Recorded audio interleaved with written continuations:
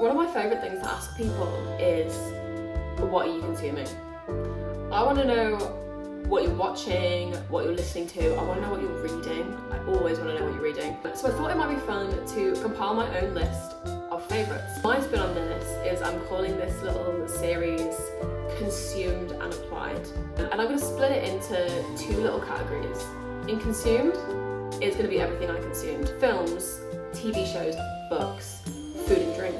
If I can consume it, it's on that side. The other section is Applied. So that's where we find all of our makeup, our skincare, general life advice, musings, journaling techniques. If I can apply it, it's over there. Consumed and applied. That's what I'm doing because it's fun. I have my cup of tea.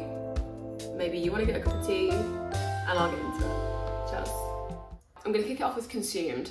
So the first thing I've consumed, and I'm going to start with books. This is a book called Madonna in a Fur Coat. It's by Sabatin Ali.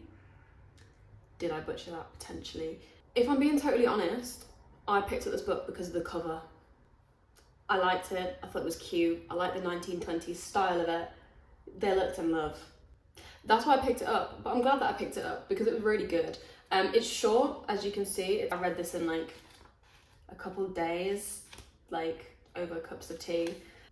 And this was really, really, really good. A young Turkish man moves to Berlin and comes across this painting in a gallery called the Madonna in a Fur Coat, which leads him to meeting someone who becomes very important to him.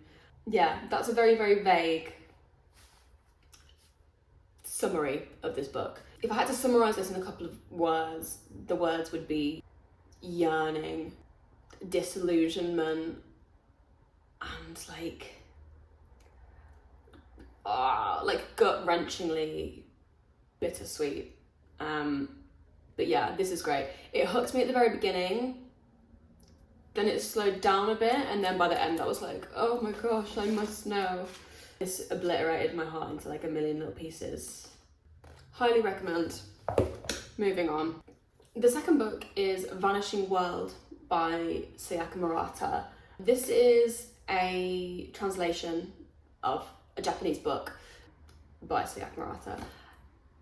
And this, wow, I sped through this book in like 2.5 days done. The writing style in this book, I think, is like fantastic. It's so simple and to the point, whilst like communicating such, you know, complex ideas and like challenging the way that we operate and live in this world, which all sounds very cryptic because you have no idea what the book is about. Basically, this book is set like in, you know, this kind of other world where it is like disgusting to be romantic, intimate with the person that you're married to. That's like incest, and like you would never do that. All of your like romantic relationships come with people who you are not married to, and you could have like multiple at a time. That's completely fine. And like, yeah, it's set in this world that kind of is different to the social norms of our world. And basically the protagonist finds out that she was conceived within marriage, and she's kind of like going on a journey. What I think this writer does really well is gets you to like question little things that our society deems as normal, and then she like runs riot with it, and it goes so far to a point that you're just like, what? And it has a lot to say about body politics, and it does all of this without at any point ever being preachy. I also feel like it doesn't have an agenda, this book. Like, I don't think this book is saying like societal norms are bad, but I think it's saying like we should question this, and like why have we decided that this is the norm and not something else. And it does all of that so cleverly, and without ever preaching at you. It's a very interesting read. It's weird. If you don't like weird books, don't read it. Also, The end.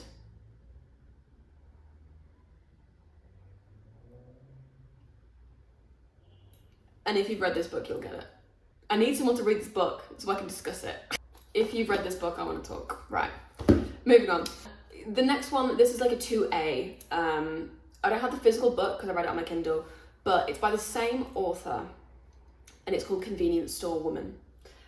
This is shorter. It's like 100-ish pages. I believe that came out first, but I read that one second.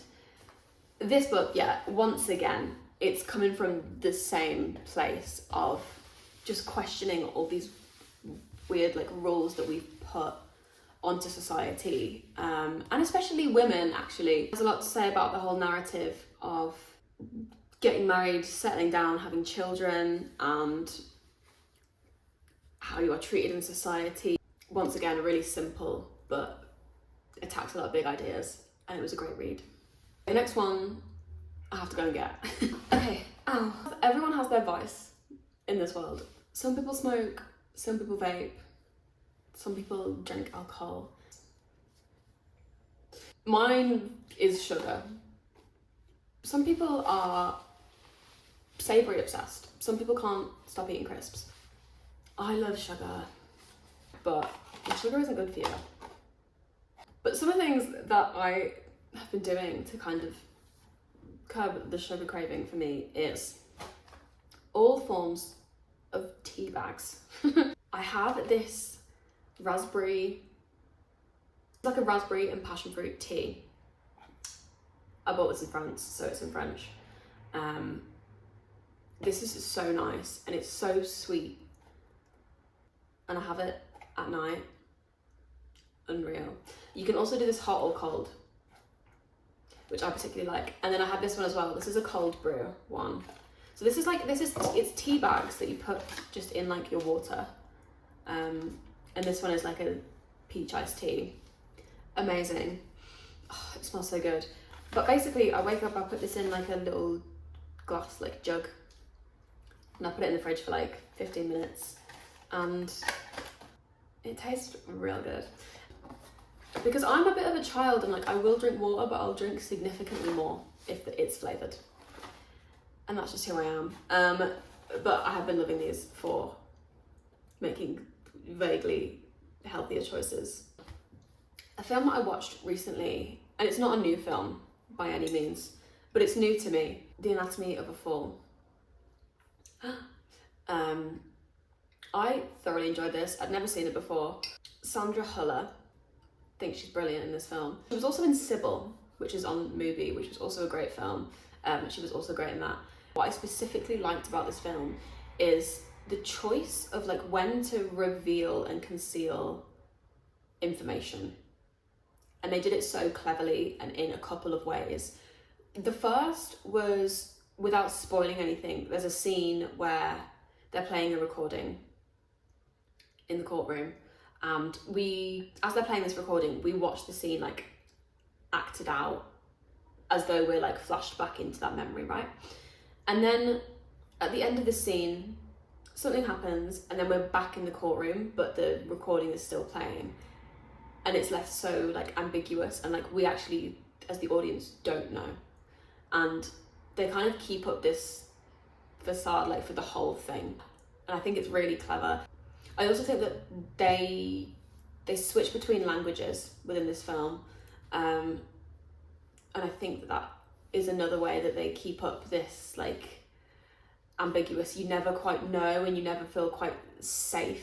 You know, you feel like you've been following it and then they switch languages and it's like, there's obviously subtitles, but I just thought that was a really like interesting device. And I think that one of the hardest things to get right, and something that so many really amazing films get right, is the reveal of information and what they decide to tell you, how much they imply, how much they don't imply. And I just think that that film was like a really good example of that being done quite well. That brings us to the applied section. Number one, this SPF. This is the Beauty of Joesen Aqua, specifically. SPF. This is great. I have been a solid SPF user for a good 5 years. I've tried many in SPF. I don't love when they feel particularly heavy or greasy on my face, but this one's really great. It's super hydrating. It's really light. It's nice. It feels like a big old drink on my face without being greasy, and I love that. This is like the 3rd bottle I've got through, and I will buy another one. This is something that I find with a lot of Korean beauty and skincare, is that it's super hydrating without being greasy. Fuck with this a lot. Next thing, this Refy lip liner. This is the Blur liner in shade Opal. I've used it up.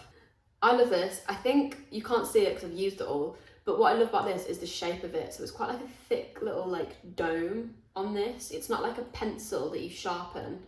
It's much thicker, which is what gives it that like blur effect. I love this for like every day. I do wear this every day. Even if I'm not wearing like makeup that day, I'll just put a bit of this on my lips and I'll like do my eyebrows. It's not the most long wearing thing, but I don't mind that because the colour also, this is Opal. If you're fair skinned like I am, this is a really nice, like your lips kind of colour. It's run out and I will be repurchasing it as soon as possible. Yep. While we're kind of in like the makeup skincare realm, I switched out my cleanser for a hydrating cleanser, specifically this hydrating cleanser that I know we all know and we're probably sick to death of it. But basically I'm kind of traumatized. I was one of those people who my skin was really bad, kind of in my teen years, my early 20s. And I was on Accutane twice. I'd done like every single prescribed medication under the sun. And it was a long old journey. So I think from that, and in that time I was doing so much like salicylic acid, like cleanse, exfoliate, you know. And whilst that did work at the time, now I'm in a place where my skin is a lot better. And I've noticed recently when I've been putting my makeup on, it's just like not been going on. Like it's been, just looks all like kind of crap. And when I researched it, it could be that I've like damaged my skin barrier over a couple of years of just stripping it. But it's cool, that heals. So I've just been focusing on just hydrating my skin, hence the hydrating cleanser. So the next thing I've been applying is, one thing I will bang on about, and I always have banged on about, is journaling. I just think it's like the best thing ever. I might make another video on journaling as its own thing, but something that I've been applying lately when I've been kind of like writing through some things is the concept of how old is this feeling. So when you're kind of like working through something, if you can ask yourself, okay, how long have I been feeling this way? That can often lead you to the problem. Kind of hippy dippy and a bit abstract, but like asking yourself, how old is this feeling? How long have I felt this way? And usually when you can work that out, you can kind of guide yourself to a place of, oh, okay, so that's where it changed. Why did it change? Oh, because of this, you know? And that's something I've been applying all over my life. My phone died, but I'm back. The next thing that I've applied is another kind of way of living life, construct, mantra, whatever you will. That is about how understanding that your brain is hardwired to stay the same because that's what we know to be safe. So what I've been doing lately is just paying attention to all the places that I feel resistance in my life.